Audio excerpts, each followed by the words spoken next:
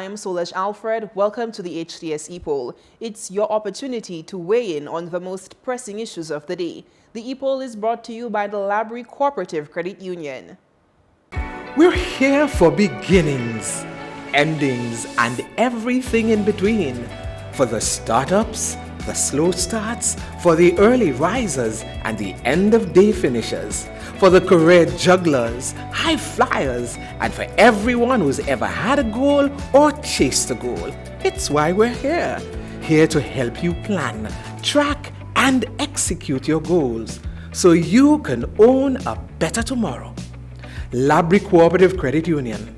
One member and one goal at a time. Call us today. Telephone 459-6900. Labrie Cooperative Credit Union. We are not a bank.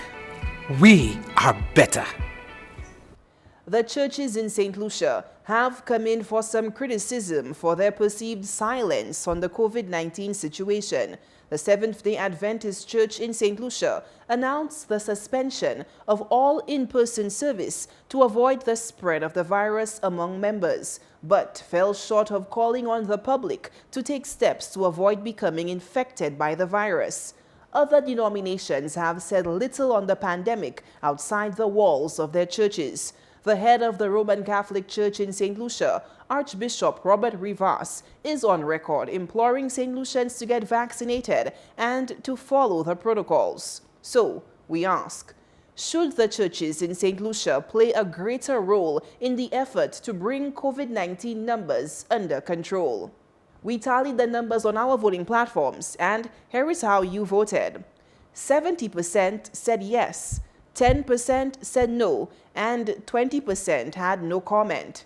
We also took to the streets to get your opinion, and here's what you had to say.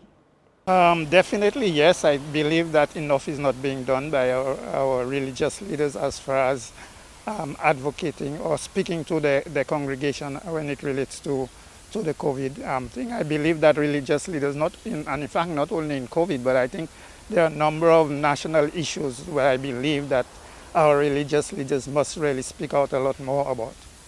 So I think definitely I'm not so satisfied that enough has been done by our religious leaders when it comes to advocating about COVID. There are a few exceptions, but I don't think enough has been done. Because the churches, they have a big influence, especially on the youth of St. Lucia. So I think they should do more. They should come out and address the nation and do something. I think the church leaders, you need to come out and address the nation on COVID. They can do more because of the influence that they have on the masses. And we, the masses, don't always have to depend on the churches, because this is a situation that's require all of our efforts together and all of our thinking and attitude. That's the only way, with the help of every one of us, we can defeat and outclass this pandemic. But you know say power me feel si you saw here dans bon Dieu. You know say power pour ça prêcher about COVID là so that the monde même ka écouter yo, because me feel laissez pasteur a prêcher ba ou supposé écouter sous make sure c'est en parole bon Dieu en bon sous make sure en bon Dieu. So me feel you need to try faire plus mais et parler plus about ça. Même manière yo ka parler pour mener chrétien by bon Dieu. So même manière yo supposé parler about COVID là tout. Pour nous garder qui manière moun ka comporter quoi yo à la terre. And as a matter of fact, I see the more scared of the COVID than the people on the street. They're more scared, and they're supposed to be godly people, people who are God-fearing, who have more influence in terms of bringing people to understand themselves, taking out the fear in the people, giving them more assistance in dealing with the pandemic. So I don't support these fellas in the way they get known. They're not doing enough. They can do much better than that. The church leaders, they are not active enough in this country.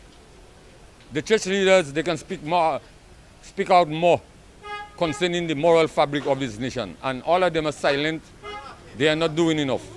Thanks for those responses. Now to our new discussion.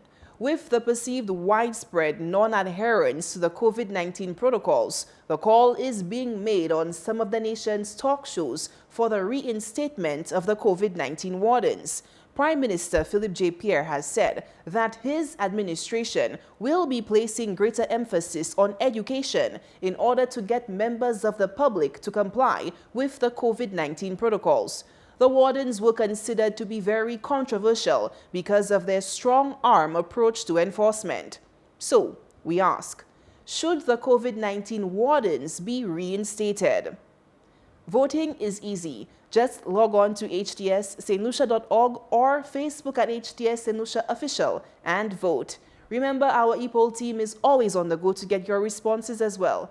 Watch the HTS News Force from 7 p.m. for the results and a new discussion.